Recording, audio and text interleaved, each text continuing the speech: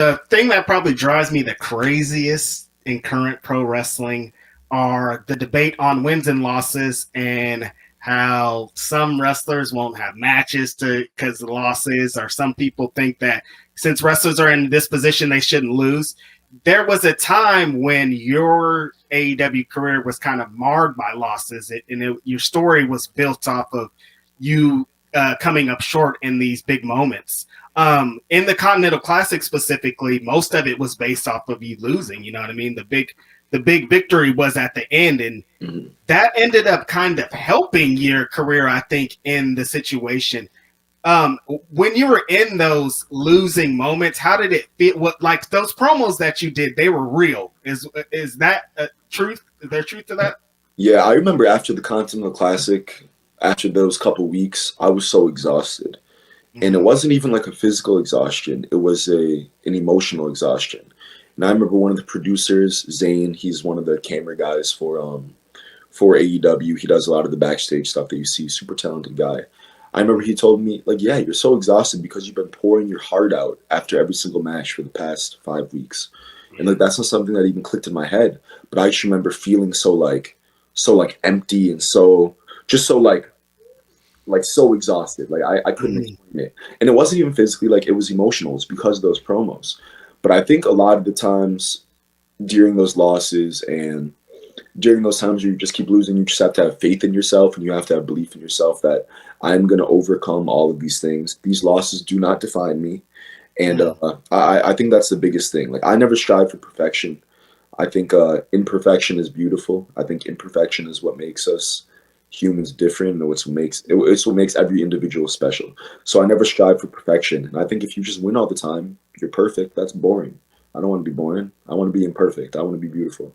And I think that's what losses represent for me. Yeah, wow. That's some bars. There's definitely some bars in there. Yeah, I mean, I think for sure out of Continental Classic, you were one of the guys that benefited the most from being in it.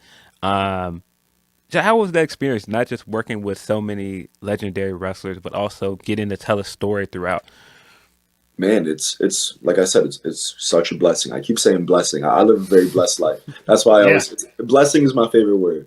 But it's amazing being able to wrestle on TV for that many weeks straight in such a packed locker room where so many people are fighting for opportunities every single week, and a lot of people who may be deserving of opportunities sometimes don't get it just because we have such a crowded locker room.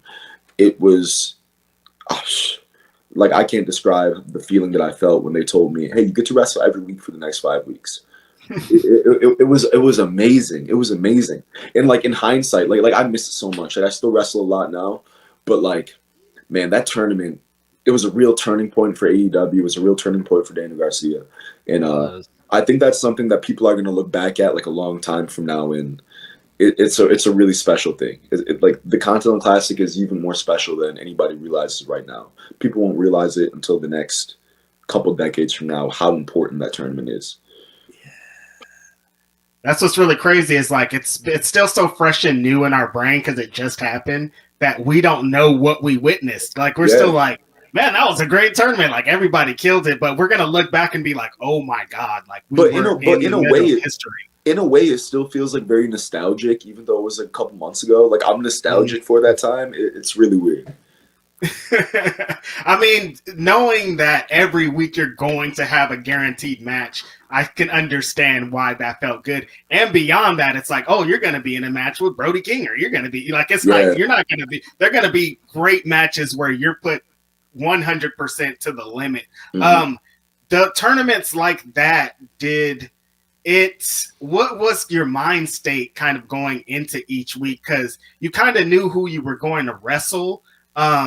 Was it like you focusing every match, like, oh, I'm going to wrestle this person, I'm focusing on this kind of attack, I'm wrestling this person, or was it just kind of a wide, like, every match I'm going to attack it this way? Yeah, my wrestling, I feel like, is very malleable. It's very, you can adjust it to different people. I don't think I wrestle one specific way every single match. I think I wrestle Shane Taylor in a different way that I wrestle Adam Copeland. I wrestle Adam Copeland in a different way that I wrestle Bryan Danielson. And that's all by design. I like to have different, unique matches with everybody that I step in the ring with, and I think that shows. Like I think like Bret Hart was always very good at that. He had Yep. very different style matches with everybody he was in the ring with. And that's something that I always try to do. I know Lee Moriarty is also very big on that. He's somebody who inspires me in that way a lot too. He never has the same match with different people. Because like you game plan for different people in different ways. You adjust to people in different ways. Not everybody's the same. Don't treat everybody like they're the same.